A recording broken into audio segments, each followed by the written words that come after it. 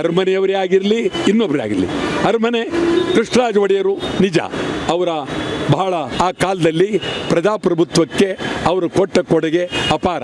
ಅದೇ ರೀತಿ ಜಯಚಾಮರಾಜ ಒಡೆಯರು ಅವರು ಬಹಳ ಮಾಡಿದ್ರು. ಇದನ್ನು ತೀರಾ ನಾವು ಒಳಗೋಗೋದಾದರೆ ಅದಕ್ಕೆ ಭಾಳ ಆಗುತ್ತೆ. ಬ್ರಿಟಿಷರು ಆ ಕಾಲ ಯಾಕೆ ಕೊಟ್ಟರು, ಬ್ರಿಟಿಷರು ಟಿಪ್ಪು ಸುಲ್ತಾನ್ ಸತ್ತದ್ದು ಯಾವಾಗ, ಮಾಡಿದ್ದು ಯಾವಾಗ, ಇದೆಲ್ಲ ಒಂದರಿಂದ ಭಾರಿ ಆಗುತ್ತೆ.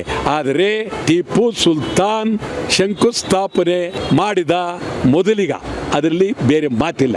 ಆಗ ಅವರು ಒಂದು ಅವ್ರ ಏರಿಯಾ ಕಡಿಮೆ ಇದು ಮಾಡಿತ್ತು.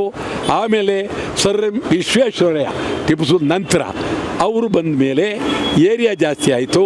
ಮತ್ತು ಕೃಷ್ಣರಾಜ ಸಾಗರ ಕಟ್ಟೋದಕ್ಕೆ 1,30,30,35 ಲಕ್ಷ ಬೇಕಾಗಿತ್ತು.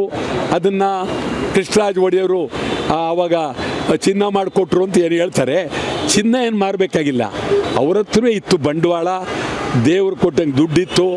ಅದೇನಿಲ್ಲ, ಕೃಷ್ಣರಾಜ ಒಡೆಯರು ಭಾಳ ಕೆಲಸ ಮಾಡಿದ್ದಾರೆ. ಕನ್ನಡ ಸಾಹಿತ್ಯ ಪರಿಷತ್ ಕಟ್ಟಿದವರು ಅವರೇ, ಕೃಷ್ಣರಾಜ ಮಾರ್ಕೆಟ್ ಕಟ್ಟಿದವರು ಅವರೇ, ಇದೆಲ್ಲ ಸತ್ಯ. ಆದರೆ ಇಲ್ಲಿ ಟಿಪ್ಪು ಸುಲ್ತಾನ್ ಅಲ್ಲ ಅಂತ ಹೇಳೋದು, ಟಿಪ್ಪು ಸುಲ್ತಾನ್ನಂಥ ಈ ನಾಡಿನ ಒಬ್ಬ ವೀರನಿಗೆ ಅಪಮಾನ ಮಾಡಬಾರ್ದು.